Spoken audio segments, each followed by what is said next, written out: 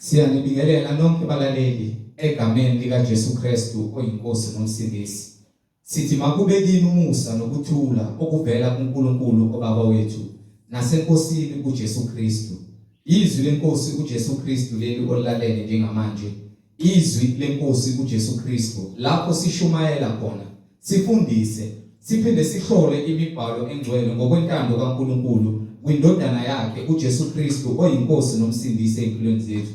Sizocela kubo bonke abantu abalalele njengamanje ukuthi sonke sibe namaBhayibheli ukuze sonke sizofunda kanye sibe nokuqonda imibhalo engcwele njengoba sishunyayezwa nanjengoba sifundiswa njengamanje. Kulabo abangenawo amaBhayibheli sizocela ukuba ni-download amaBhayibheli kuma mobile devices enu, kuma laptops noma ama tablets noma ama app stores kuma cellphones ethu siwaphathayo ukuze sonke sizofunda kanye sibe nokuqonda izwi lenkosi uJesu Kristu njengoba sifundiswa nanjengoba sishunyayezwa njengamanje.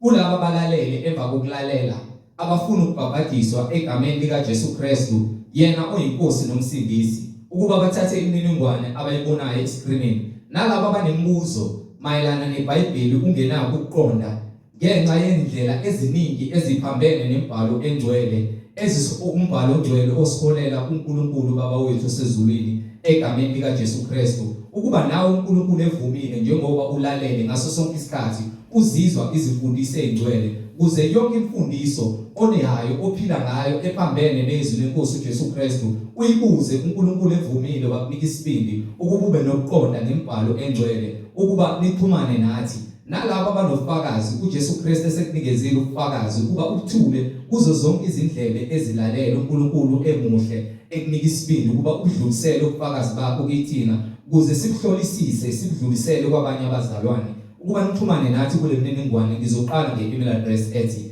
izwilenkosi.ujesukristu@gmail.com, izwilenkosi.ujesukristu@gmail.com, noma i-cellphone number noma i-WhatsApp number la ungakwazi ukuxhumana khona ubuze yonke imibuzo enayo noma uxhumane nathi ngazo zonke izimfundiso onazo ukuze sizoba nokuhlolisisa ngembhalo engcwele iBhayibheli. Inamba ithi 066 566 9245, 066 566 9245. Balaleli nani nonke nilalele, izintumayelo ziyatholakala ku-YouTube lapho ungahlala khona phansi uphethe iBhayibheli ulalelisise uhlolisise kube ngabe lokho okuzwayo ngamadlebe kuyafakazelwa imbhalo engcwele njengakho konke esikolele ukuthi siqonde sikufunde embhalweni engcwele kufakazelwa umoya ongcwele njengoba efundisa kuwo wonke amabandla kaKristu Jesu oyinkosi nomsindisi. Ku-YouTube uzosetha uthi izwi lenkosi uJesu Kristu,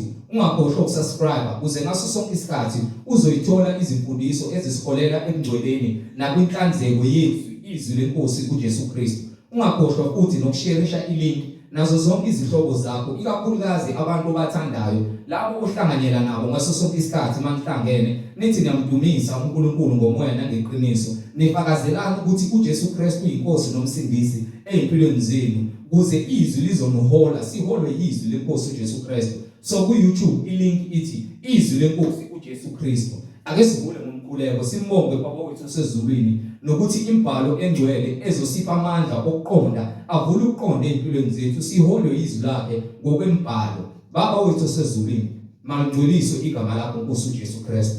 Umbuso wakho mawufike, intando yakho mayenziwe emhlabeni njengasezulwini. Usiphe namhlanje isinkwa sethu semihla ngemihla. Usithethelela amacala ethu njengoba nathi sibathethelela bonke abasonayo. Ungasingenise ekulingweni kodwa usindise kokubi ngokuba umbuso ungowakho namandla nobukhosi uJesu Kristu uyinkosi nomsindisi. Amen. Sheshisa dabe wethu nawe mama nawe mfowethu uthatha iBhayibheli ukuze sizohola umoya ongcwele kule mfundiso esihamba ngayo. Sihamba nomfowethu umhlengi izondi ozobe sihola enaba kabanzi ngokwemfihlakalo yembhalo umoya ongcwele ekhazimulisa kule ndawo egameni lenkosi yethu Jesu Kristu. Siyanibingelela nonke kuzo zonke indawo nikuzona. Amen. Amen. Siyanibingelela bazalwane egameni lenkosi yethu Jesu Kristu, umnini mandla onke, inkosi yokuphila yangonaphakade umqali nomphelelisi wokholo lwethu uJesu Kristu. Siloke sithule bona ubufakazi ngayo impalo ukuthi umunye uNkulunkulu akanamlekeleli akanambonisi uzenzele konke amandla akhe.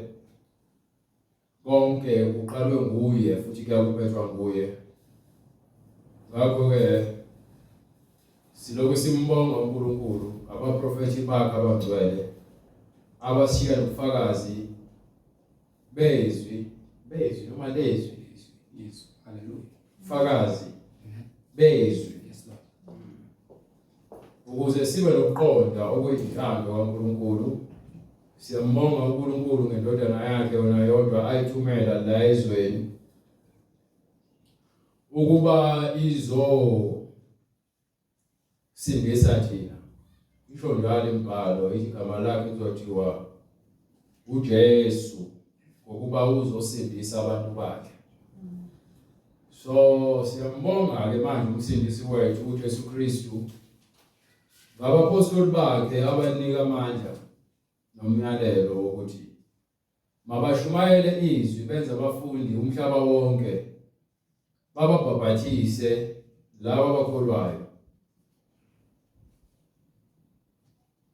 Ingezuqhubeka iye phambili ngifuna ukudlulisa umbiko obalulekile kubona bonke abazalwane ngabe unathi egroupini noma ngabe usubscribe ka YouTube.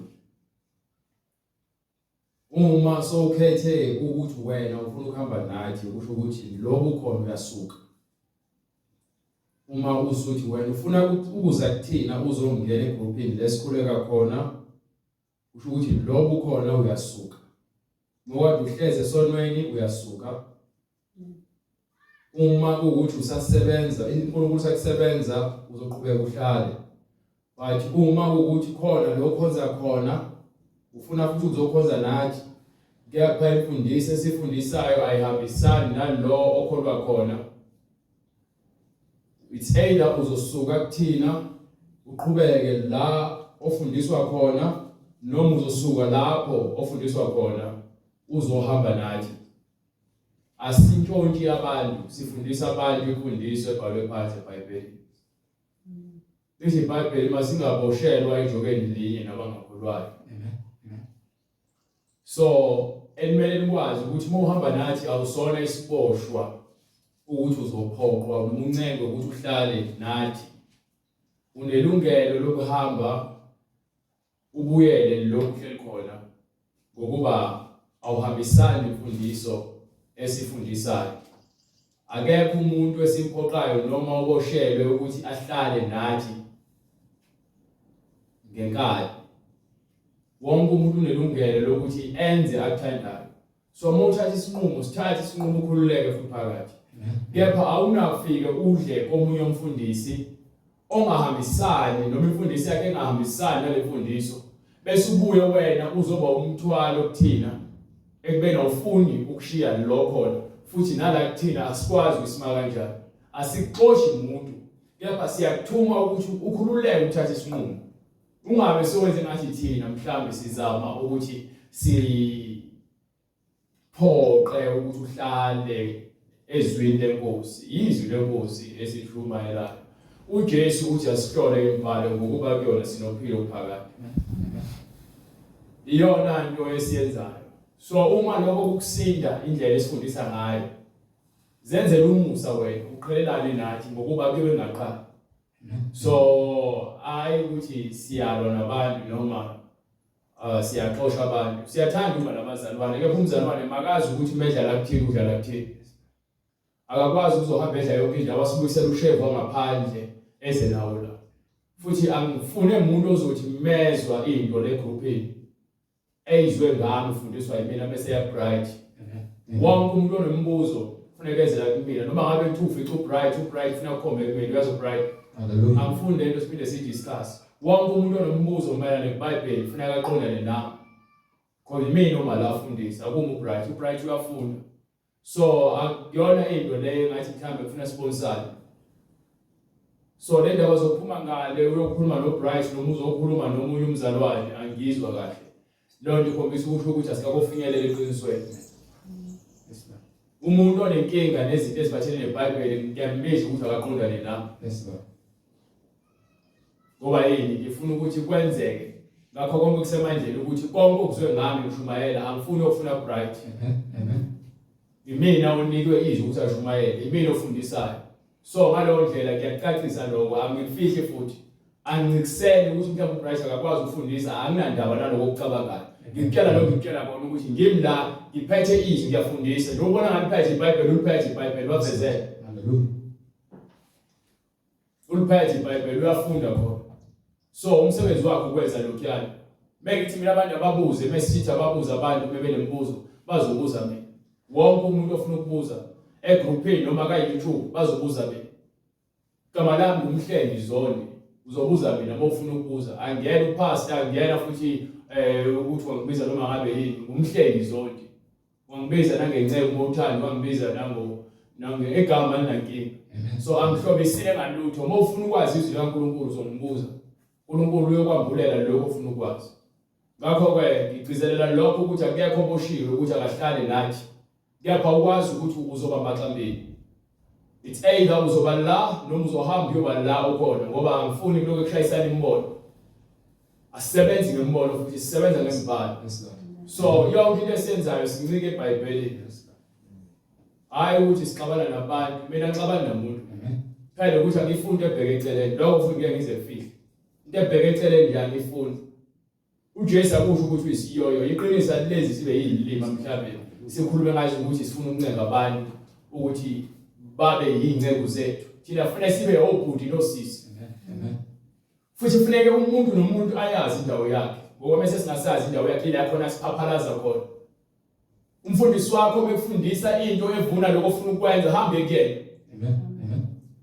Mina ngifundisa into ebhalwe phansi eBhayibhelini, noma ngavuma ukuthi uyenze lento ngengixabane nawe futhi angikusabisi. Lokhu ngikusho phambi kwabo bonke abantu ngoba lithele iBhayibheli, noma ngeke ngilibize igama lomuntu. Nginika incwadi yaMathewu yokuqala noma Timothewu. Incwadi yokuqala kaTimothewu, lezi zinto ngizikhuluma phambi kwabo bonke abantu ukuze bezo-understand ukuthi asiphoqile abantu ukuthi bahlale ezwini lenkosi. Mewukuthi uyabona ukuthi imfundiso ingaphezulu kwakho, unga-unsubscribe, uhambe uyosubscribe lapho kumfundisi wakho lozokutshela into ofuna ukuyizwa. Mina yonke into engiyikhuluma ibhalwe phansi eBhayibhelini. So angithengi ubuso babantu. Ufuna incwadi yokuqala kaTimothewu isahluko 5, ifuna from verse 13. Incwadi yokuqala kuTimothewu isahluko 5 verse 13. Kepha ke wait, 19.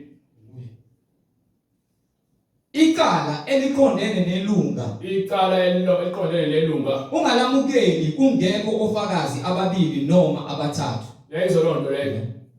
Qhubeka. Abonayo ubasole phambi kwabo bonke ukuze lezindaba lithi iBhayibheli abonayo. So uma wenza into ephambene nomnyalelo kaNkulunkulu nomgcwele, ngifanele ukuthi ngiyikhulume. Ngeke ngibize ngegama because angizami uma uyilunga, uma usakhona nathi usayilunga.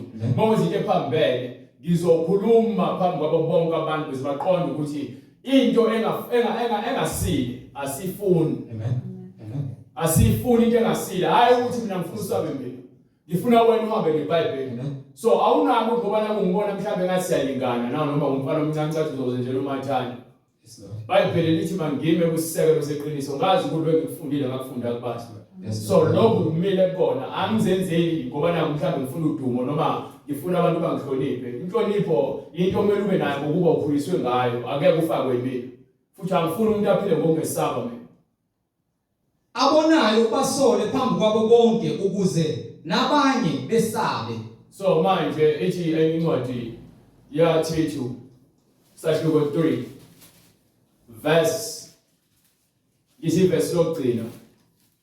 Yathithu incwadi yaThithu sahluko sesithathu iverse lokugcina. Ngokuqala ngithi phela mbani iverse lakhona? 15. Awuqala lapha ku13. Incwadi kuThithu sahluko sesithathu verse 13. Yes sir. Uzena uMeli no-Apollo wobahambisa ngokunakekela bangasweli lutho. Yes sir. Nabakithi mabafunde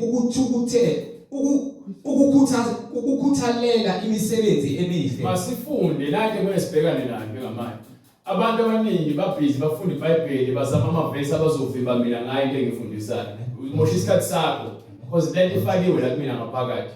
Akukho engikhuluma ngephutha, konke kubhalwe phansi. Akukho engikhuluma ngoba ngizama ukuhlabekisa wena, anginankinga nawe. Nginenkinga nesono. Isono engisishayayo mina namanga.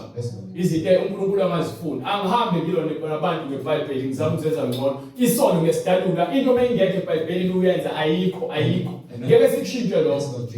So lokho engikwenzayo uma kukuthi ngempela wena uze ngokuzofunda uzokwamukela izwi kaNkulunkulu ufunde lokho kushiwo eBhayibhelini. Wamukele kona.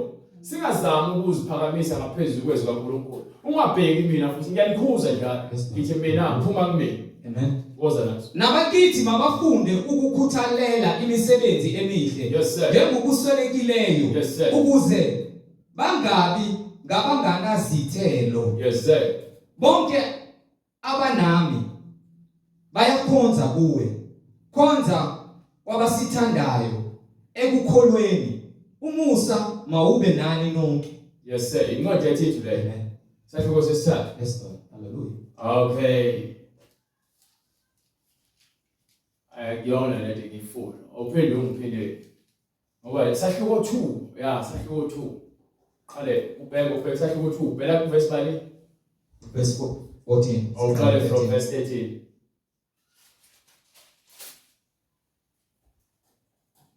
Sibheka ithemba elibusisiweyo nokuvela kwenkazimulo kaNkulunkulu omkhulu nomsindisi wethu uJesu Kristu.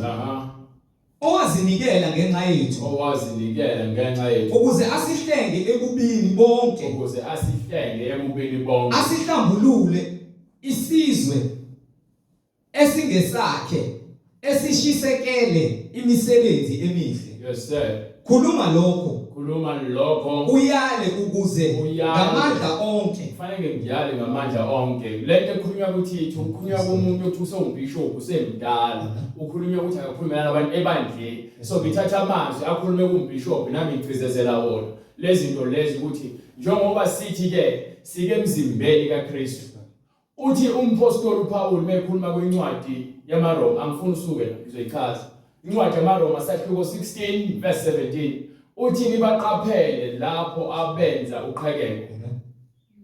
Fanele siqaphele labo abenza uqhekeko. Khuluma lokho uyale ukuze ngamandla onke ungadelelwa umuntu. Yayizindaba. Hallelujah. So iqiniso likwenza ukuthi abantu bafuna izinto abazokubamba ngazo izinto ozifundisa ngazo.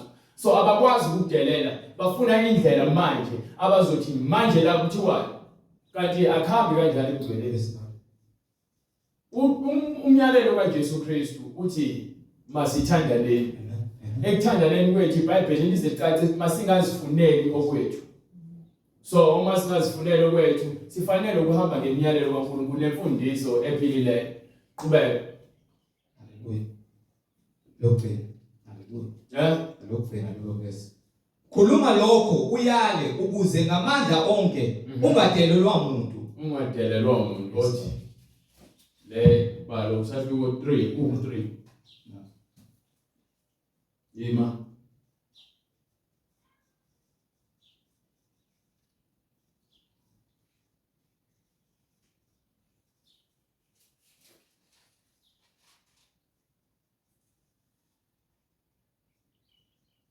Lesingisi.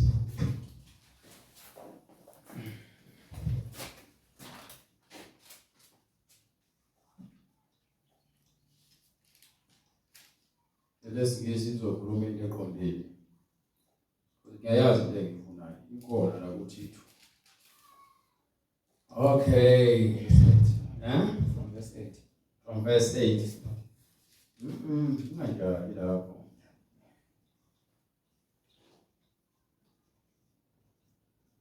Titus chapter 2.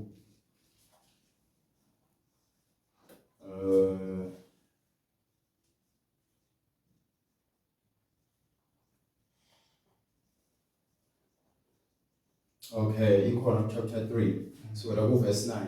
Hallelujah.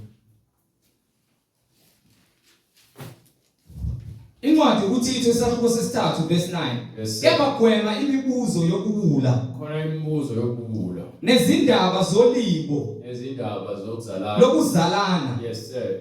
nokubanga nokuphikisana ngomthetho ukuphikisana nomthetho ngokuba lokho akusizi ngokuba lezo zinto azizamsebenzi kuyize umuntu onezifundiso ezidukisayo umuntu onezimfundiso ezidukisayo eselulekwe kanye nakabili uma umtshele kokuqala waphinde wamtshela kwesibili male lo muntu uphuma kuyena azi ukuthi onjalo uphambukile ngoba lo muntu usephumile endleleni uyona futhi uyona uzahlulela yena uyena ozahlulelayo. Do you understand?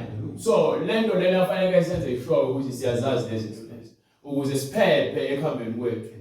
Ngakho ke mina bazalwane nonke ngiyanitshela uma imfundiso esifundisayo ngakujabulisi unelungelo lokuhamba uyofuna imfundiso ezokujabulisa. Kepha le ngeke size sishintshe futhi angisoze ngashintshela nanoyedwa umuntu ukuze ngithi ngifuna ukugcina abantu bahlale bande. Mohamba uyahamba mowuzile uthi uJesu Kristu bonke ubaba abanikele kumina bazoza bahlala nakuJesu baflathela manje akekho mina engathi ngizomvimba noma ngizomncela ngeke ngihambe nginokho iminyango noma ngifonela abantu noma ngisendela abantu ama-message mohamba uyahamba ngoba wenza lokho okufunayo inhliziyo yakho vele isiqedile uthatha isinqumo so wenza lokho okufanele wenze futhi ukhululeke ngoba angisoze ngaba inkinga nawe ngiyohlezi ngikubona njengomuntu engimaziyo kepha ngokuba sikho umunye emoyeni angiyena ubhuti wami angeke ngikwazi ukuthi brother or sister Jesus hallelujah angikwazi ukusho lokho because ubrother no sister ubhuti no sisi nomama yilabo benza intando kaBaba osezulwini so asiteki ingakho lezi zinto ngizikhuluma publicly right ngiyaphinda futhi umuntu ofuna ukubuza ngeBhayibheli umkhombe kumina angifuni ukuzwa athi umuntu bright white ngoba manje mina nawe ngeke kuze kube kuhle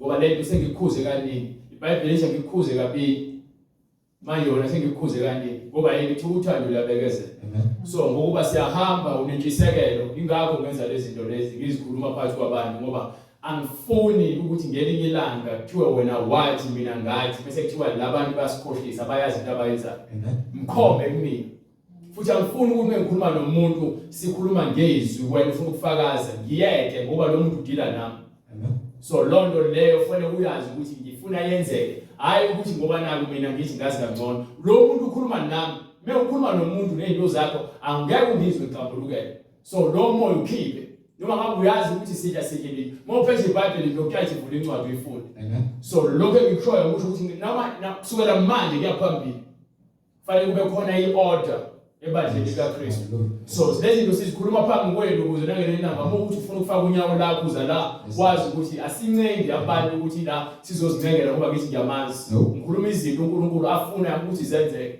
uthi makube khona iorder ebandleni lakhe uthi uNkulunkulu ayena umlobi noma umbhali opiyalo yakhe ayike sengidlulisile le balekile uJesu Kristu inkosi bazalwane udadewethu usis precious Collins ucurious uyazibuka zonke izijumayelo kusukela kuqala kuze kube namhlanje kuyaqhubeka akayeki ujabule kakhulu ngokuthi ezwe ivangeli uloke ebonge njalo futhi nemibuzo ngithe akakhululeke ayibuze sithole ubufakazi ngabafowethu nodadewethu esinabo emzimbeni abafike bajoyina igroup abade besitholeka YouTube bebonga uNkulunkulu ngamandla akhe bebonga amandla kaNkulunkulu aveziwe siyambonga uJesu Kristu ngakho konke so manje usis Collins isibongo leso bengicabanga igama uprecious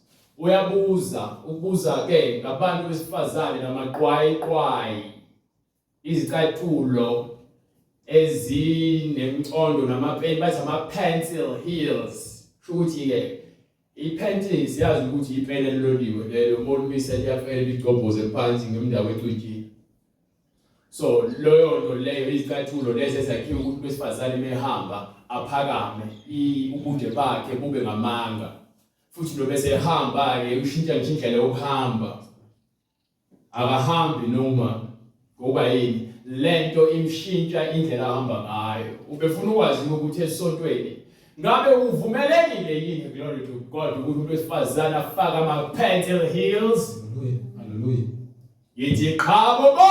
Glory to God. Akavuma uNkulunkulu ukuthi uzoqwayiza la izinto zabaqwayiza. Ithi why? Abaqwayizi bagqoka lezi zinto ngoba bafuna ukusedusa noma ukuyenga amadoda. Bese befaka izikete ezincane noma ezitight noma amabhluwe tight noma amabhluwe amancane. Noma bafaka izikete ezitight ezincane bese befaka ama-pantyhose. Amen. Ngakho ke siyayiphika indaba yama-panty heels, ama-high heels, ama-crocs. Asiwafuna amaqwayiqwayi. Kufana amaqwayiqwayi afana nokufaka i-makeup. Amen. Yes, Lord. Ngoba phela manje wena uyashintsha. Bathi uya-enhance ngesindiso. Uzama ukwenza into ibe yinhle. Yokufaka imideko namacici. Izinto lezo usunezezela ubuhle uzama ukuzenza into engeyona. Awuzalwanga namacici. Amen. Awuzalwanga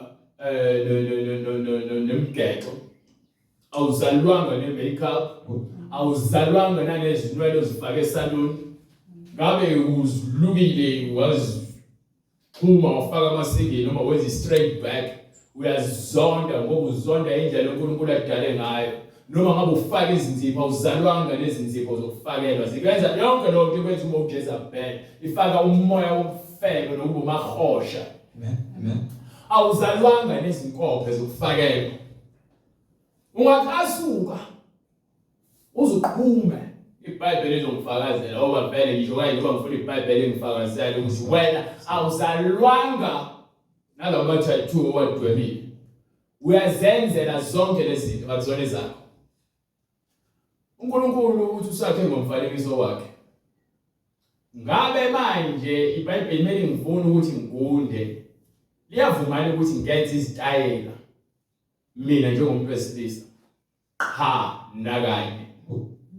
Mina mengigunda afune ngigunde ikhanda lami. Akufanele futhi ngithenge ispray nebrush yiloke ngithi uze very wave amagaga sayabla ngoba unawo awuzalwanga futhi nawo so ayeke ngoba kubona kwakho. Amen. Lezo lonto leyo. So ase sibuyele ngapha kuma-panty heels ama-crocs abaqwayizi basesontweni ngoba phela ukuthi efike late esontweni sekubhekwe umfundisi uyafundisa avula isicabha kubo perfume bangumsindo isikete esitight nama-crocs aphake ngamnyama i-velvet noma ngababomvu kepha kaJezebel. So manje siyangena sekuyaphenduka kubukwa kuphinde kubheke phambili afike ahlale phansi bese kuyiperfume yakhe ayifaka umzimba wonke kusukela ama-crocs kuze kuyophuma kwewigi kuba yini ufuna ukunuka. Lord Jesus. Asasibhekele manje ukuthi uMisaiah ngoba phela lento ngikhuluma ibhalwe phansi eBhayibhelini. Yabona ukuhlobisa kwakho njalo wena angazi indaba abangathandi ukuzifaka izinto abangezona. Fana lento kuthiwa umuntu utwistile izinwele. Kuyafana nokuluka lokho ngoba wena ngaphambi kokwakhona amasingili abantu bebeqhina benza zonke lezi zinto. So ngake nganako ukuthi abangacishe ngayivumela ngathi akuyona. Bese uNkulunkulu ke makungabi ngokwalukiwe. Ukuthi uyatwista noma ngabe usuqalile uyazenza izinto zakho. Fanele uzone ukuthi ikhamu mengamafutha akhona nje ugcobe. Ungafaki ichemical ezokwenza izinto zakho ziluleke bese bakathi umango omuncike. Ungayifaki lo nto le. Ziyeke izinto zakho uzikhambe bese ziba mhlophe seziqala uqhakaza ziyeke. Jabula ukuthi uNkulunkulu usekunikile isikhathi. Ungalingi ufaka udayi futhi ngoba iBhayibheli alivumi. So nje ziyeke ogogo bamanje sebefaka nje amawigi nabo bagunde bakhanda bagunde ama-G-scope baphende izilwane zibe bomvu. Bafaka amawigi bahlezi ba-spray amawigi. Ngelinye ilanga banomoya omningi iwigi. Nkosi yami. Usethi ubheka thina sinendaba nokuthi wena uqamba amanga. Lord Jesus. Yindaba nifaka izinto ezonenza zibe namahloni bese zikhumuke. Phenye ihose ngaphansi iwigi ngaphezulu. Yindaba ndlela isikhathi senu nibadala. 3:16 uqale from verse 12 incwadi yakhe uIsaiah sahloko 3 from verse 12 Because sigeza ubebebe namanga nabantu abafuna ukufaka izimfundiso ezingekho eBhayibhelini. Incwadi Isaya isahluko sesithathu verse 12. Lalela nina futhi abantu abadansa bathi ithomoyi. Dansa usathane. Nina senifaka izangoma esontweni. Asivumeli la lo thomoyi yethu. Isazoqhubeka nje nale ncwadi le bambe phinde ngidile nale. Ithomoyi asifuni. Abantu abangcwele abahlangana noThomoyi. Yes, God. Lama celebrity anifundisa yonke lento athi uyosathana. Amen. Akufundiswa Thomoyi eBhayibhelini. Akho mzalwane kumele adanse imidanso angayiqondi ukuthini. Ngeke ubizama bazofika ezidanse lapha imidanso yazo zokudansela amadimoni. Uthathe lo mdanso uzofaka esontweni ngoba naku uthatha usuke esitayeleni. Usuke esitayeleni lawo badukile nangabagcwele usathana. Jesus. Okunye futhi lena abantu abacelebrate Valentine. Sayithatha le Valentine uyifake ezikoleni ezingane ezincane lithi aziswenge. Yini Valentine? Usuku lwezithandani. Yini izithandani? Yini izithandani? Why kunosuku lwezithandani ngoba uJesu uthi thanda umakhelwane wakho lokuthanda. Alukho usuku olubhaliwe eBhayibhelini ekuthiwa asilibungazi njengoba usuku lwezithandani. Why kuqoqa umalo obomvu nomhlophe? Kubhalwe kuphi eBhayibhelini? Ingane esindisiwe bekuziyozo lonto le. Ungahambe uyoshona. Ngeke size sibuqala usathane ukuthi ngalo sigqokile iValentine. Lezi zinto zenziwe ema-university ukuthi abantu unyaka wakhe wokuqala so manje ke fanele babe ne-date. Yazi i-date ukuyohlangana nomuntu ofuna ukuthandana naye noma ufuna ukungena naye kwezothando. Kumkwelinye izinga lokufebe le befundisa khona ukufebe. So mawuthatha lonto oyifaka enganeni yaka grade R ushuthi vele semfundisa ingane ukufeba zincane. Njengoba nifundisa ingane ukuthi bomahosha zigqoke impahla ezincane esikoleni. Ingane zenu mina bomama zihamba nquzu esikoleni. Stage sakhona siqala la. Oh Jesus. Lokuthiwa phela sayintombi uphume ebhaka lokuzala khona egqoka uniform egqoka leso skate special. Ngoba yini esikoleni bafundisa ngocansi bafundisa ngezinto ezikukhohlakala. Esukuveza bafundisa izingane ngempilo nothando likaNkulunkulu bafundisa izingane ngezinto ezingenasidingo. Amen. Yini usathana ungenini? Uhlezi ngesasihlalo sika principal, uhlezi ngesasihlalo sika minister of education, uhlezi ngesasihlalo sika president. Oh Jesus. Yes, God. Shayazi lo le. Ingakho singasivume iValentine asifuni. No. La emgcoleni mongathi mina happy Valentine ngiyobona ukuthi akabomamukela uJesu. So siyazimemeza lezi zinto ukuze nizazi ukuthi asihambisani nazo ngoba zifakazelwa eBhayibhelini. Meke wathi Merry Christmas mina ngiyothula ngikubuke bese ngibhekele. Because ngikukela ukuthi hey usindisiwe kufanele lokhu ukhuluma izinto ongazazi. Awuyena wasezweni. Understand? Hallelujah. Understand? Banika incwadi yaloluzana yase-Efesu chapter 2 verse 1 because basaba nje umoya bakulelizwe. Bese bawo uyabuya ukuthi Isaya sesibhalile siqedile ngeValentine. uJesu akazasifundise ngebirthday ukuze si celebrate.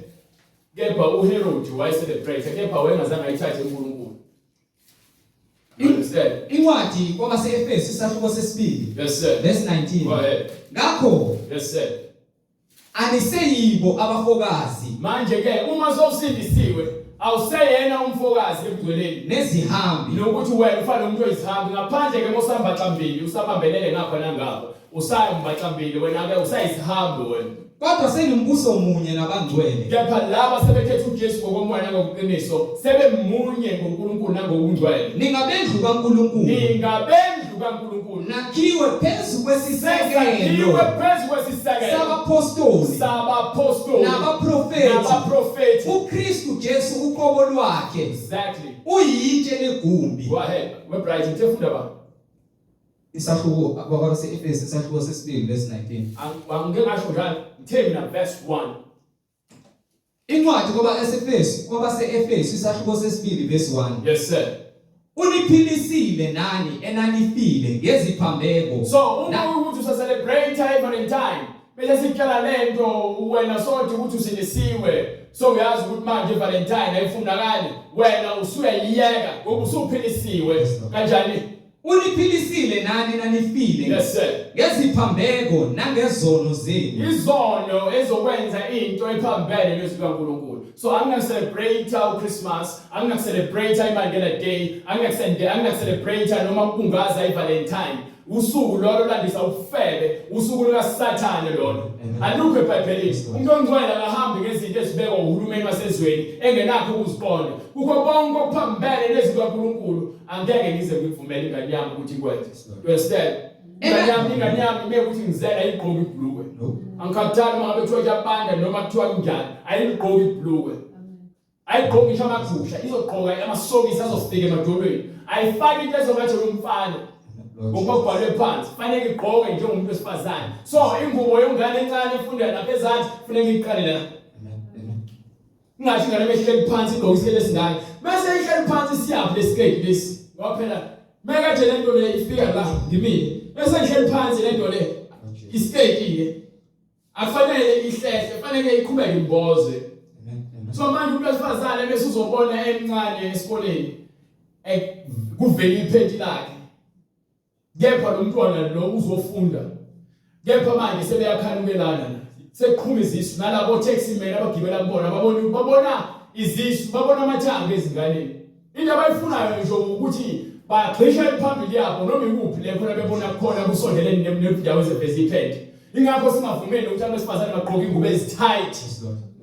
lezi ngubo eziyimincu la ezoveza umhlane wakho ziveze imisele yamabele yakho sifuna ukubona imisele yobukhulu bakho amen uniphilisile nani enanifile ngeziphambeko nangezono zenu yes sir enanikade nihamba kuzo ngokwendlela yalelizwe indlela yalelizwe so kunendlela kaNkulunkulu kunendlela yalelizwe so thina sikwazi ukuthi sitholakale sibhandwa nendlela yalelizwe iBhayibheli lithi lingaboshelwe ejokweni linye nabangakholwayo so asikwazi ukuthi sibe sitholakala thina sibe sine kuba labantu abangakholwayo sihlaka isono sizithole nathi sesibandakanyeka nesono ngokuba lithi iBhayibheli akubona kuphela labo abenza okubi kepha yilabo abasizakala ngalabo abenza isenzo esibi bafanele ukufa njengabo bafanele ukufa njengabo hayi ukufa kangcono kunabo njengabo noma ubani othokoza ngesono ojabuliswa isono ufanele ukufa njengaye lo wenza isono Jesus yes Lord so ukuthi ubona umfana egqoke sokontombazane lapha elekwenza abahlayo wena wehleke ngekitheka yehlekisa wena ubanjwe naye ngoba uthokozela isono omama basindisiwe ufike ama status awe post izinto namathomoyo baposta abantu abasinayo baposta abantu ababhedayo baposta yonke into basindisiwe kodwa ubona ngani ukuthi sebebanjwe yizwe nomoya wasezweni usefike mama esontweni efaka ama Pentecost nama crowds lesikete esifishane webona kudance esontweni iyajaza iyajuma kenziwa lonto ukhama vosho yonke lento le izinto zasezweni kuze kudabuka inhledi omama abadala ngokubuso wamandla omkhathi yokubanjwe imibuso yamandla yazi ukuzihlonipha kunina bomama sekuphelile ingane zenu anisakwazi ukuzifundisa ukuthi zikhule sibe amantombazane nabesifazane abaqotho ngokuba nina nilahlekelwe isimilo uJesu Kristu uyasibuyisa ingakho sifihla ihlazo lomzimba wakho ingubo egqokayo kufanele ushaya emaqakaleni amen ifuthi ingaloku ikubamba ikhululeke nje ingubo intande lapha akhole ukuthi ayashisa namhlanje sofuna ukugqoka isiketi esisodwa veza nesiketi esinomqhele oshaya asifune isiketi esinomqhele isiketi sakho sivaleke yonke indawo nalama shethe adamile usho ukuthi ishethi la linomkhono kepha lemkhono idabukile ukuze lophuma la usayigqokeleni ngoba idabukile wagqola ngamajabujabu uyaphi amadabujabu yaphi now okay bright abantu abanje umuso omnyama bavumela izinto zasezweni ukuthi zibabuse buyela ngaleke manje bright isikesipile nama talks nama click lithi iqala iBhayibheli kwincwadi ungibambele incwadi yaJeremiah chapter 4 verse 10 Jeremiah chapter 4 verse 10 Mase baholo ukubuza ngibhekela kwincwadi yaIsaiah 3:12 to 16 and 18 incwadi uJeremiah isahluko sesine verse 30 yes sir lapho usuchithiwe ebambe le ngifuna ukuthi bese uqedile le yaIsaiah sizobhala ngani le incwadi uIsaiah isahluko sesithathu verse 12 yes sir Abantu bami ke izingane ziyabacindezela nabesifazane ingane ziqala ukucindezela ngalesikhathi sengena amavosho emazulwini. Izingane ziqala ukucindezela ngalesikhathi zifaka amabhluku emazulwini.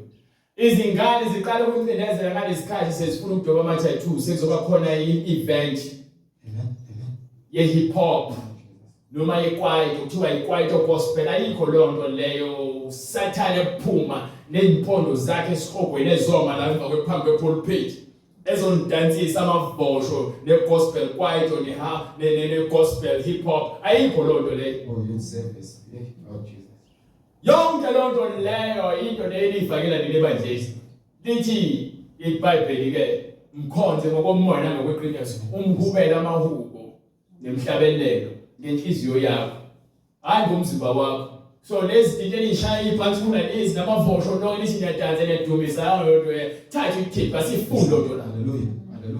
Imfundiso wakho mengenankinga niphathwe naye. Sathane umbambe nonke.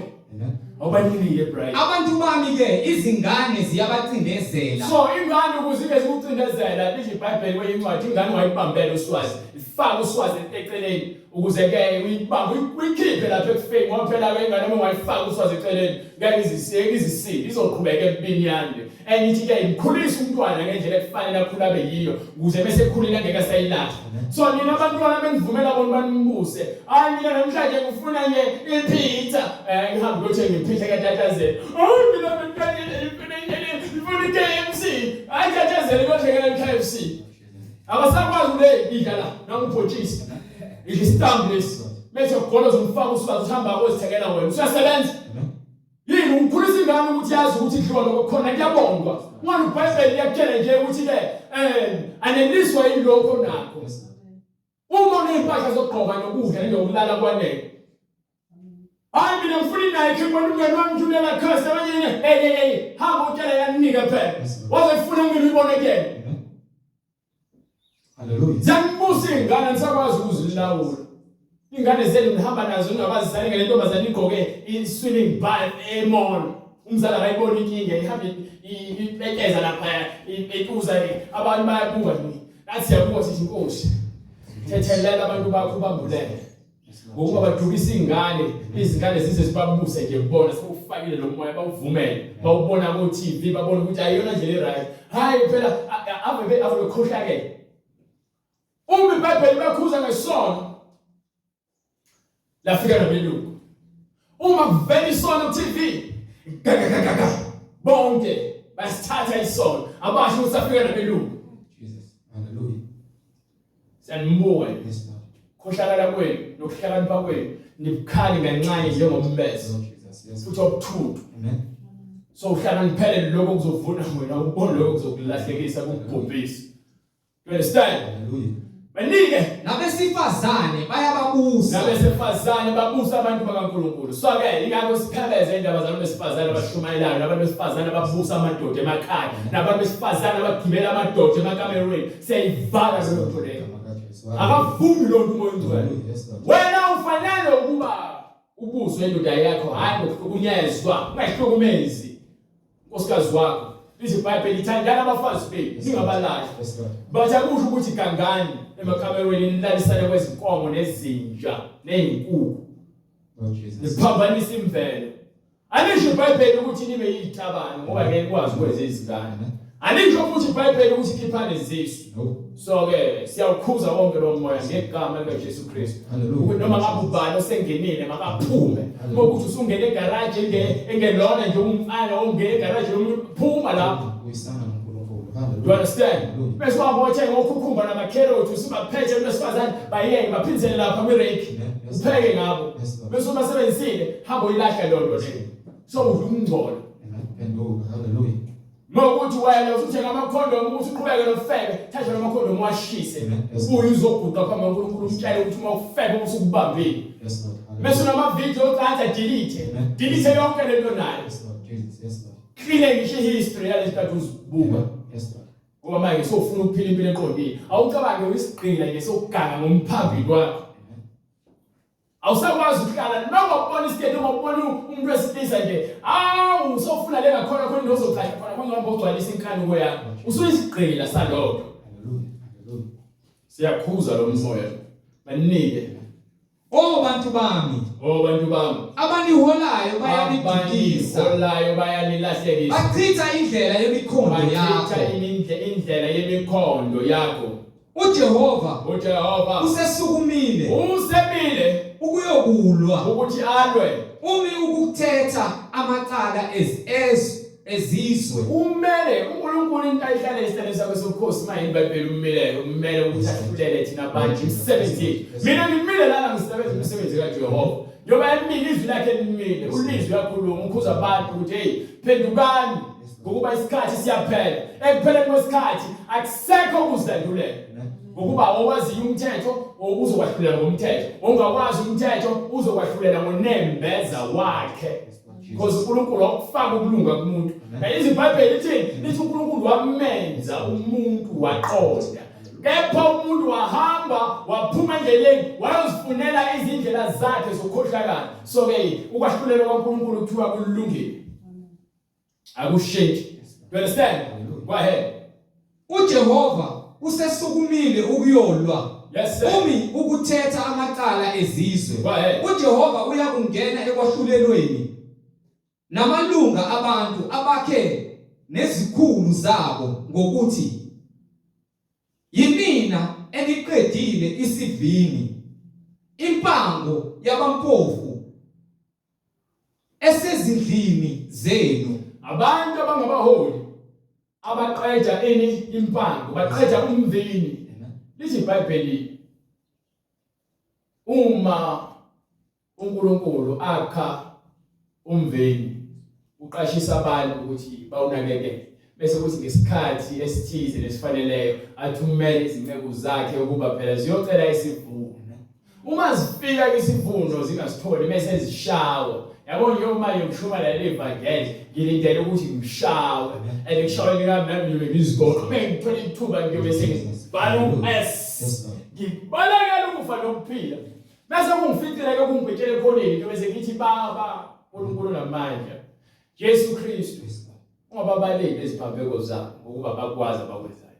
Yazi kubhlungu ukusho lezi zinto but bese uhlelo wethu uyabona ukuthi kufanele uzisho ngoba ngempela uyabona ukuthi uma uzothi hey uNkulunkulu kuphela ngivikele lona uNkulunkulu kuphi ngcono ngithathe lo mbese noma ngithathe lesibhamu mambe unekala njengaye lowo uzokubulala ngoba wena ufune ukuziphindisela kanti yena uthi impindiselo yami. Hallelujah Lord Jesus. Impindiselo yami usho njalo ebhalweni.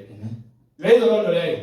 Okay. uJehova uyakungena ekwahlulelweni namalunga abantu Yes sir. nezikhulu zabo ngokuthi yimina eniqedile isivini. Yes sir. Impango yabampofu esezindlini zenu. Yes sir. Nichokozeleni abantu bami. Nichokozeleni nibavumelelana abantu ukuthi benze umathanda ningabatshela iqiniso. Niyabakhoboza abantu, niyabalimaza abantu, niyabaqeda abantu, niyabadukisa abantu ngokuba nincenge ukuhlala emaphakethe nabo. Nigaye ubuso babampofu na. Isho inkosi uJehova Sebawothi. Yasetheni inkosi. Wathi futhi Jehova. Ngenxa yokuba amadodakazi aseSiyoni. Yabuzwa manje ukhulume ngamalunga. Sikhuluma ngamadodakazi, ukhuluma ngolesifazane manje lengifuna sifike khona. Uthi amadodakazi aseSiyoni aziphakamisa ehamba elula izintamo zabo. Yabona indaba leyo ukuziphakamisa uNkulunkulu angayifuni athi kwincwadi yakho Isaiah 2:11 bonke abaziphakamisayo uyakubehlisa. So amadodakazi abandleni likaKristu manje sofika amadodakazi azibiza ngamadodakazi kaNkulunkulu ngapha manje asengamadodakazi kaJezebel ngokuba manje asezikhukhumeza ayaziphakamisa enzani ngenxa yokuba amadodakazi aseSiyoni eziphakamisa ehamba elula izintamo ahamba alule inqala eqhikiza amehlo efaka nezipopho zokufakela manje ehamba eqokama ebuhambeni kwabo uqokama engekho ama high heels soze uhambo lokuqoma uzokhathala ufuna into ezokubalansisa ezokwenza ukuthi lokuhamba uqokema kulunqama bese ke uhambeke lokutshikizana ulokubuka abantu eceleni ulokubamba esinqeni ulokutshikiza wenza sonke lezi ngathi bamodel uzaphatha esibokweni ekhenceza ngezinyawo zawo bayakhenceza sikhuluma ngakho ubona uqwayiqwayi lokho kwenzayo ukhenceza ngezinyawo iloqwayiqwayi obenzayo uhamba ngalama crocs owagqokile amadodakazi sesiyona sephendukele omahosha ngoba yini bafaka izinto zasezweni ebandleni ehamba ecokama ekuhambeni kwabo ama-crocs lekhuluma ngawo ekhenceza ngezinyawo zawo ayakhenceza ngezinyawo zawo ngalokho inkosi iyakuzenza izimpandla izinkakhayi zamadodakazi aseSiyoni khona isikhathi esofika le nwele zakho zifakile nalomluko wakho wenzile uthi uNkulunkulu uzakwenza kube yimpandla because uzakuyena unganibozile ikhanda ufake into ezokufakelwa izinwele zasebumnyameni zikaSathane uze nazo phambi kwaNkulunkulu uzothi uzokhuleka kuyena ufake makeup nopaint uzomdelela uNkulunkulu wena uyafana yabona umuntu ethiwa abaclown abadwebayo bese benza imsangano nawe uza uNkulunkulu uzozenza umuntu ongathi uyathandaza Nkosi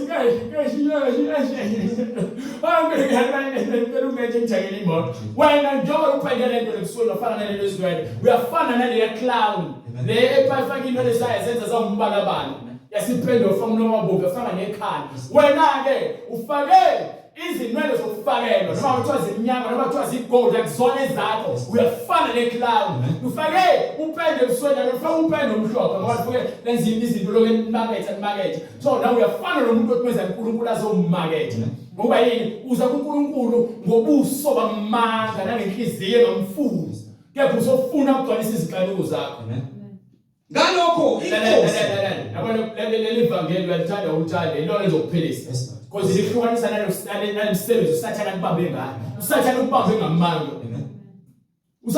uSathane ufuna wena ufele esonweni abantu bathi uNkulunkulu intando yakhe yenzeka kusho ukuthi umuntu umefa noma eganga kuyintando kaNkulunkulu lalela ke kusize le uNkulunkulu uthi ulethe ukuphila kwande ukuphila sinesikhathi sokufa ngoba yini wathi uAdam ukuba wonile wenhlabathi uzofa so manje uSathane uyazi ufane sife kepha ufuna sifele kuphi esonweni so ingakho sibamba ngesono ukuze mekufika isikhathi sakho sokufa ufele esonweni again uSathane ubulalayo manje ngiqamba manga uNkulunkulu uthi ke uyakunika ukuphila phinda kuthathu wena uma ufele esonweni ubulawa nguSathane wena ufe uphile ngesono ubulawa uSathane ngesono kambe into bengayiqondi la ngoba abantu bayakhuluma leminyaka bakhuluma ngaqondi bathi ngiyakusiza ukuthi understand ukuthi uNkulunkulu akafuni noyedwa ukuthi abhubhe uze akathokozi ngokufa kwabantu ukufa kwesono so ukufa sizofa kepha uJesu uthi uma sifelekela sinokuphila okuphakade ngeke sisafa izinto lezi ezimfihlakalo ezikhona eBhayibhelini phambi kwenu lapha ziyaneda lezi zinto zisho ukuthini lezi zinto lezi izibuzo zozinto ezibalulekile you understand ngalokho inkosi iyakuzenza izimpandla so ekugcineni kwakho konke methi uJesu ke kukhona indawo yokukhala nokugedla kwamazinyo lapho khona izimpethu zakhona zingafi nomlilo wakhona ungacimikiyo usho ukuthi leyo ndawo lapho khona usazogeza ugezele le makeup ugezele lama-crocs ugezele lemigexo lamacici ugezele nalenwele zokufakela nanokubuka ikhanda lakho nanokuthi ke ufake ama-gold teeth nama-chains nanokuthi ufake ama-ankle chains ufake nama-rings ufake nopende usazokugezela lokho bese kufika isikhathi ngoba yini uNkulunkulu akadalanga unjalo akakufuni futhi unjalo ingakho abantu besifazane bagqoke ngokuhlonipha haleluya so ongitshele ukufaka izipho kunanzuzo ni wena ukufaka upende ebusweni yiphi inzuzo ekunayo ukufaka into zokufakela kwenza mehluko muphi utshela ukuthi awuzithandi wena utshela lo awuzithandi wena uyafisa ngabe nje awusoze ngoba njalo ngoba siyolala lewe uyaphumula njalo le hairstyle kumele uhlezi uyishintshe uya maintain thina siyageza siyaklama maintenance ile shape futhi haleluya ayidingi ukuthatha imali yeqolo engane uhambe uyokwenza ngayo izipho lapho lokuhlela emgaqweni nezizandla ezimnyama ezingcolile ufake izinzipho ungathi manje lezi zinzipho zokwenza ube muhle mezimnyama zifana nezami mezizimbi zifana nezami lokuzama loku adjust ake kushintshe lutho Fana abantu abamnyama abahamba bayongena emakhemisi, bayothenga ama-chemicals, babhike, bazibleach, abafuna ukuba mpofu. Yini ngoba uyazinyanya? Jesus. Hallelujah. Ukuzinyanya lokho. Phuma lapho. Yes, Lord. Thatha wonke ama-chemicals wafaka etoilet.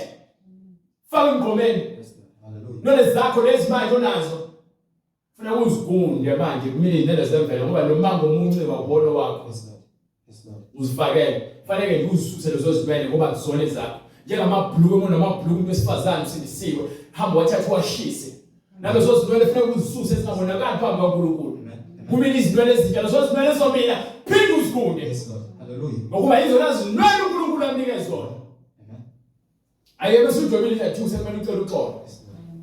Ulungisa umphefumulo wakho ngoba unakulungisa izinto zokufakela uphinde ulungisa umphefumulo wakho. Wona ukhathaleke ngezinto zokufakela nama-crocs. Gqoka idathu lezi-flat, gqoka iziketi ezihloniphekile, gqoka ingubo e-right. Sasifuna ukubona cleavage, asifuna ukubona umhlane wakho. Sifuna ukubona nje wena uhloniphekile. Umfana akangezi kuwena ngoba nake ebuka izinqa zakho. Umuntu wesifazane usindisiwe noma ngabe umncane noma ngabe usuphana indawo. Ingubo ozoyigqoka nje kufanele ube khululekile. Amen. Amen. Hayi ingubo ozoloku ikubamba la ngoba ufuna ukuvela ama-hips asanda kwenzani. Yes, Lord. Uzofaka ama-hips la ushona ngaphansi embhodini. Hallelujah. You understand? Glory to God. Baningi. Ngalokho inkosi iyakuzenza izimpandla izinkakhayi zamadodakazi aseSiyoni uJehova awanqunuse. Amen. Angikhumula yonke lento elizifaka yona. Ngokuba ayona yakhe. So igcineni kwakho konke ufa umphefumulo wakho manje usathane uhamba esihogweni. Umzimba wakho bowuhlobisa ngezinto ezidaliwe, usala umuntu ngoba awugqokisiwe ngengubo yobungcwele. Awugqokisiwe ngengubo emhlophe, yelineni ekuyiyona kufanele sigqoke. Hallelujah. Unayo. Ngalolu suku inkosi iyakususa imihlobiso yawo. Yonke lemihlobiso lengikhuluma ngayo ayibuzi iBhayibheli straight uNkulunkulu uza kuyisusa. So lithi iBhayibheli lapha kwincwadi yakhe uJeremiah sathi ko 30 verse 4 bese iveza noma sathi ko 4 verse 10. Isiveza mayelana nale ndaba le yokuzihlobisa. Lapho usuchithiwe usukhethiwe yini oyakuyenza uyakwenzani na? Yes sir. Noma wembatha okubomvu, noma ngabe kuthiwa umbatho obomvu, noma uzivunulisa ngemvunulo zegolide, ufaka izimpahla ezibizayo nezegolide, noma ugqaba amehlo, noma kuthiwa uyapenda amashaka ngomuthi.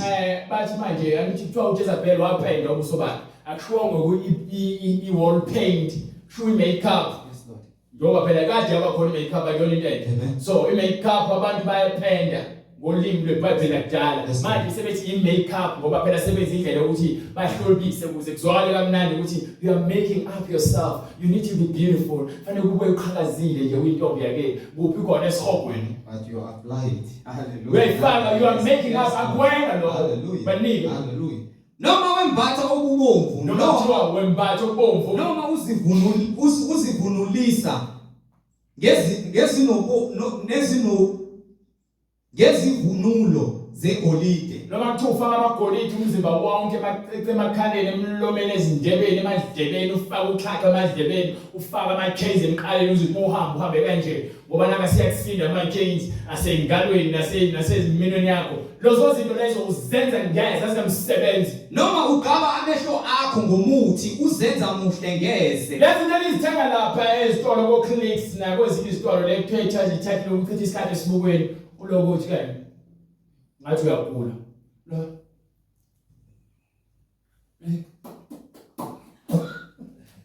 Muhle isikhathi sakho. Uzenza muhle ngeze. Izithandwa zakho ziyakudelela. Cabanga ngoba phela siyafuna siyekuthanda manje siyakudelela ngoba nje wena umuhle ngeze awuqamba amanga ubuhle bakho. Lezo nto lezo zifuna ukukubulala. Ufuna ukukubulala mina laba abathandana nawe impela banesikhwele ngawe ngenxa ukuthi ke wena bafuna ube muhle for yena. Ubhizi lo ufuna ukuthandela nje ukuthi wena uzenzile. Mase kubona nenye indoda awufuna ukukubulala uthatha uJezebel wami hawu ifake yami madoda ungalahlekelwa beke uhambe emgaqweni bathi umthwethu kepha bese ungale bathi awu ekseni masavuvuka nomnye umuntu uthi ubamba nje lo hayi mina sibu hayi kungenje izolo kanti uthi isikhathi esibukweni ukhamba manje uzenza muhle ngeze. Hallelujah. So asike sibuyele ngapha ke manje kulukweni hambe ngale kuncwadi ke manje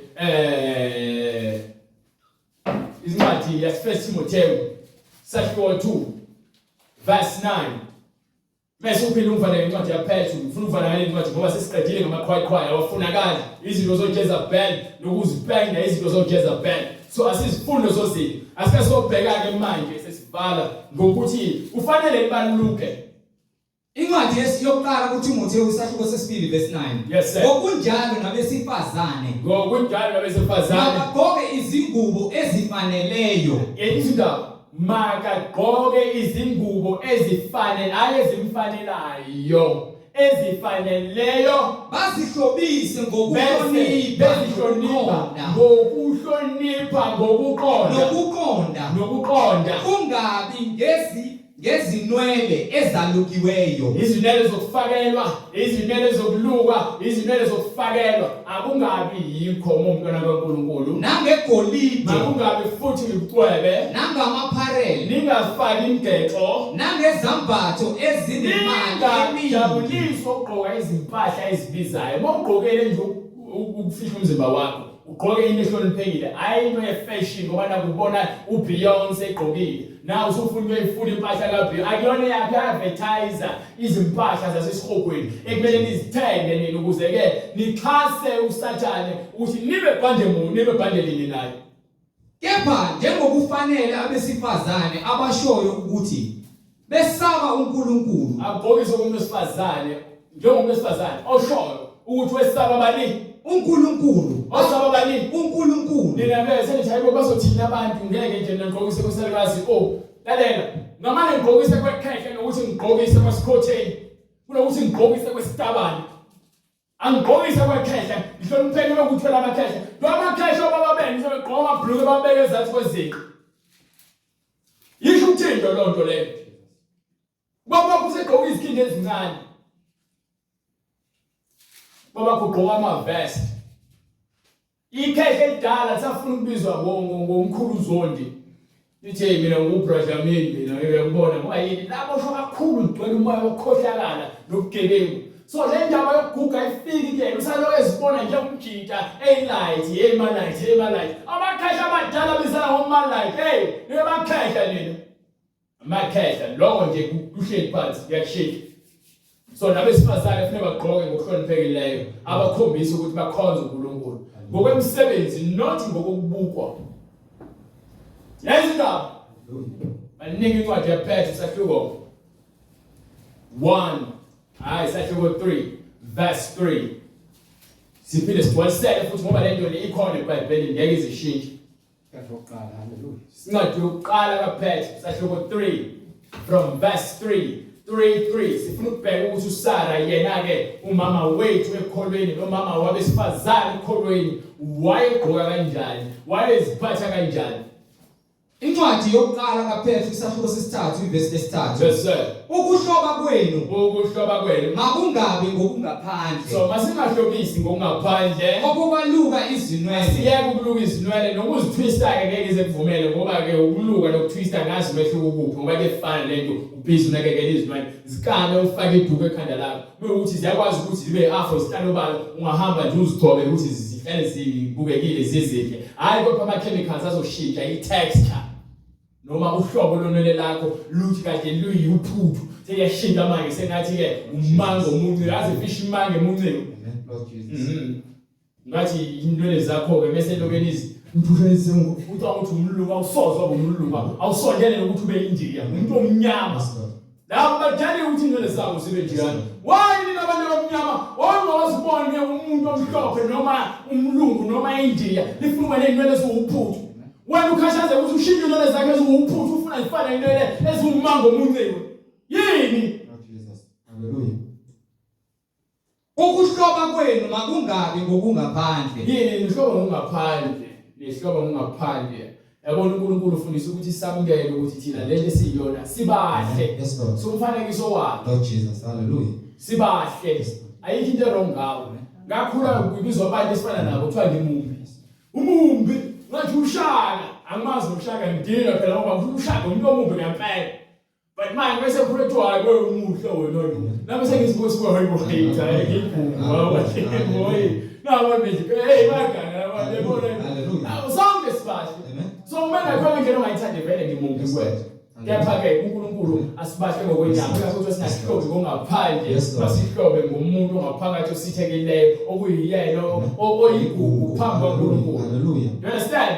Yana sifundisayo le ukubuyisela umuntu kubantu, ukubuyisela isimilo kubantu, ngabe wesifazane, ngabe wesilisa, ngabe isitabane, ngabe ingqengeli. Sithi buyela kuloko uNkulunkulu akubekile kube yiyona. Noma ngabe uyikhehle siyakubuyisela ukuthi ke ungazitshela ukuthi uyilight wena. Ungazitshela ukuthi wena ubani labo othuma umfazi wephepha mama labo bangafuna ukuguga manamagama akhona funa khona athi ephelezi breakthrough bese kwakhona labo obani manamagama akhona la nibaleka legama kepha kuthiwa abafazi bephepha khona le nto story sasidala kuthiwa ke kwakhala inyoni ngoba khona abafazi basemakhaya bese kwakhona lo wase unegama lakhona lo waluzayo babizwa Moses Joyce ngapha khona untombi yokhamanzi noma sikabhotshisi ngapha khona Sister Grace bafuna ubizwa ngamagama afensi. So lo nto ayikwenza ukuthi ube muhle noma ube ngcono nomunye umuntu. Wena wakanje umlungu usebenze ngadini kwathiwa wena ulotuzana uGloria. Akwenza ukuthi ungcono nalomuntu wathi uGloria ngeke ngazothi umlungu. Wathi manje ayeke mina umuntu obizokhamani wathi yini? Wathi umlungu ayethola namhlanje ngoGloria. Bethi Gloria bring some tea. Ngijini. Yomnika tea. Wavuma ukuthi uGloria. So vumanga namanje ukuthi uNkulunkulu kwenzeke ngendlela afuna ube yiyona. Yamngene indlela uNkulunkulu akakhe ngayo. Uyamngene ngokuthokoza futhi because sibashe ngokwenyama. Inyama inanzuzo, iBhayibheli inyama izuzo elilutho. Umoya ophelisayo. Hallelujah. Kepha makube ngumuntu osithekileyo. Makube umuntu osithekileyo. Wenhliziyo ohloba ngokungabhubhiyo. Uhlobe ngokungabhubhiyo. Komoya omnene, umoya oyingcwele, umoya othobekileyo, umoya ohloniphayo, umoya nokuthula, oyigugu phambi kukaNkulunkulu, umoya ozothile, umoya oyigugu phambi kukaNkulunkulu. Ngokuba kade babehlobisa kanjalo abesifazane abangcwele. So mina ngifuna ukufana noAbraham, noDavid bagqoke ngendlela ehloniphekile. Nami lesifazane ngifuna ufunde ukufana njengabantu abafazane bakudala ngoba lempilo yamanje iyaphansi egodini lethunzi lokufa lapho kuthiwa khona ke sihogweni usazohamba uyofa ukufa kwaphakathi echibini lomlilo. So manje zama ukuthi ugqokise kwabomama bakudala uhlonipheke ngoba lento yenu yokuhloba ngongaphandle ayinamsebenzi. Amen. Ayinanzuzo. Siyakutshela ngoba siphuma khona bengimshaye ingqebo ngi-advertise ingqebo mhlawumbe abanye bayangazi ku-TV khona izithombe ezinye zisakhona kwa-internet bengi-advertise mina ngiyimodel nami ekuthiwa ngimtswepu. So manje uJesu wathi ayikho lonto leyo yimbi lento phambi kwami. So wathi uNkulunkulu intando yakho mayenzeke ngahlele. So ngikhululekile manje ngenxa ukuthi angisaphileli ukujabulisa lo mzimba noma ngabe yini engangikuzuza lapha ya ngikuthatha njengento engangilahlekelwa ngenxa kaJesu Kristu. Sengizuza manje umphefumulo omngcwele, umoya oyingcwele. uJesu Kristu uyinkosi. Onginika incwadi yezenzo 2:38. Ngiyathemba usisi Precious Collins uNkulunkulu usizile wamvezela imbalo ukuze abone lokhu afanele akubone nalokhu futhi afuna ukwazi ngokwembalo. Usuyodlulisela nabanye abazalwane abayakholwa ngokwembalo. Bahlola imbalo ukuthi uJesu asihlola imbalo. Ke lapho ke behamba ngemfundiso yamanga. Behlele emabandleni amanga. Isizathu ukuthi siphuma lapho ngoba ngifuna ukuphungela. Hamba uma usuphumile lapha phuma nomphele. Ungalo uphinde uphundele. Uyaphi lapha? Hayi phela ngisazama ukuphuma nje angifuni bavele baphatheke lapho bese ngiphuma uncengele ibona bazokufaka nezulweni phuma ebandleni lamanga lapho khona ngafuni nokuthi inkinga yazi niyabasaba abafundisi benu ningamagwala hayi bese kuziwa ngapha ke kumina kehlelele mina ngivulekile iminyango ngizokunameka ngescripture uphuma ungcwele. Hallelujah. Umfundisi wakho ubhizi yena ukunameka ngamanga ukuphima ngodaka uyaplastela ngodaka ento bese kunethi izovela ukuthi akuyona. Mina ke ngithi uzanga imibuzo yenu siyiphendule bese ngiphendule lapho nika abanye abazalwane abatshela ukuthi ayibona indaba la asibheke iBhayibheli kuthiwa kanje asibheke ikhona lento la uNkulunkulu uzokhuluma nawe ukuze asize wena. Ingakho lesi iBhayibheli kuyaphumani ibona nime eqekelele ningathi lutho olungcolile ngiyakuba ubaba kunina nina ke nibe ngamadoda namadodakazi phambi kwakhe yokuba uNkulunkulu wenu Jesu Kristu inkosi. Incwadi zenzi isahluko sesibili verse 37. Yes sir. Sebekuzwa bahlabeka enhlizweni. Sebekuzwa bahlabeka enhlizweni. Bathi kuPetru nakwabanye abapostoli, madoda abazalwane, siyakwenze njani na? yini kumele siyenze na? uPetru wayesethi, Watshela uPetru, phendukani, phendukani, yiloyo naloyo ababhapatizwe egameni likaJesu Kristu. egameni likaJesu Kristu. Kukho ukuthethelelwa kwezono zenu. Kukho ukuthethelelwa kwezono, sizona esidinga ukuthethelelwa. So uma uphenduka sobona ukuthi ivangeli omba ngala lona phuma lapha. Woza na sambe ngezwi akudinga ukuthi uzohlanganyela nathi ngizange siku ungafika ukuthi inkisekelo yakubulala kepha lo khona unathi ngokomoya ngoba uJesu ushike wathi isikhathi siyeza isikhathi sona manje lapho abakhuleka ubaba bazoza kubaba ngokomoya nangokweqiniso ngoba yini uNkulunkulu ngumoya andifuna bonke abazokumkhonza ngokomoya nangokweqiniso. So vula iBhayibheli lakho. Amen.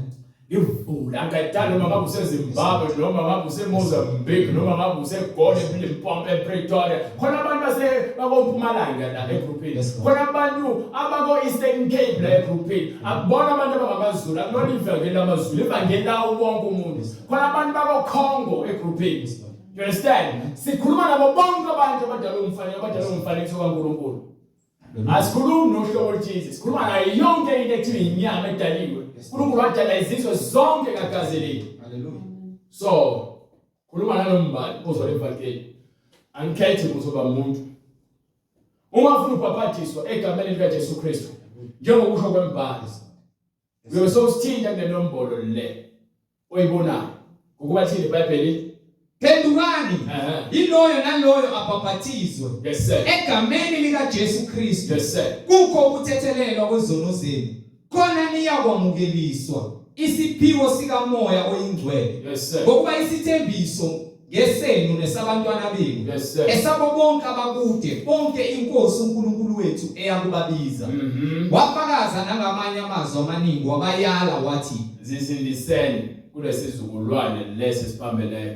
Zisindiseni kulesizukulwane esiphambeneyo. Ngakho ke uma sofuna ukubhapathiswa kufanele uqale ufunde le mfundiso ungavele nje ukubhapathiswa because angifuni lokuya back and forth. Zinike isikhathi ufunde uhlole imibhalo bese bhaka lokho uyasithinta usitshela ukuthi hayi sengifuna ukungena emanzini no sengifuna ukuhamba nani then ke bhaka lokho sohamba sonke awulandeli mina sihamba sonke siyahamba sonke kufanele siyo ngaphambi kwesihlalo sobukhosi ahlulele. So ke wena zisize zenzele umusa ukuthi wena ukwazi ibhalo bese wamkela umoya oyingcwele bese uyabhapathiswa njengokusho kwembhalo. Uma ungabhapathiswa egameni likaJesu Kristu awukubhapathiswa inhlobo alinekusona lutho lilodwa. So uma ufuna ukubhapathiswa usithinta uNkulunkulu uyenza indlela ukuthi sifinyelele kuwena ukuze ubhapathiswe egameni likaJesu Kristu. Siyambonga uNkulunkulu ngomusa wakhe asenzela wona. Sithi uNkulunkulu aqhubeka asigcine size siphinde sibonane ngomgqibelo ntambama ngo 3:30 uNkulunkulu evumile iload shedding ingazange isihluphe. Sithi uNkulunkulu aqhubeka asigcine asilonde kuze kube siyabonana ngokuzayo. Singavala amehlo. Baba uNkulunkulu namandla egameni likaJesu Kristu. Baba uNkulunkulu abantwana bakho sibabeke ezandleni zakho nalezi ukuba uNkulunkulu uhambe ngegama likaJesu Kristu. Sibopha yonke imimoya uNkulunkulu kaSathane kuyiyona libazisa abantwana bakho kubafinyelele ekhanyeni ngegama likaJesu Kristu. uNkulunkulu oyingcwele nami uqobo lwami ngibiyele uNkulunkulu ngothando lwakho nangomlilo wakho nangokungcwele bakho uNkulunkulu inhliziyo yami inamathele kuwe ngegama likaJesu Kristu. Siyacela baba kubo bonke abahamba le ndlela ubenzele umusa uNkulunkulu nalabo sebephelelwa amandla uNkulunkulu oyingcwele nalabo sebefuna ukuphuma ekholeni uNkulunkulu namandla ubafake umoya wakho uNkulunkulu bavuselele uNkulunkulu njengokusho kwembali ukuba bonke abakhathalayo uyobavuselela uma beza kuwe uNkulunkulu bezokhala.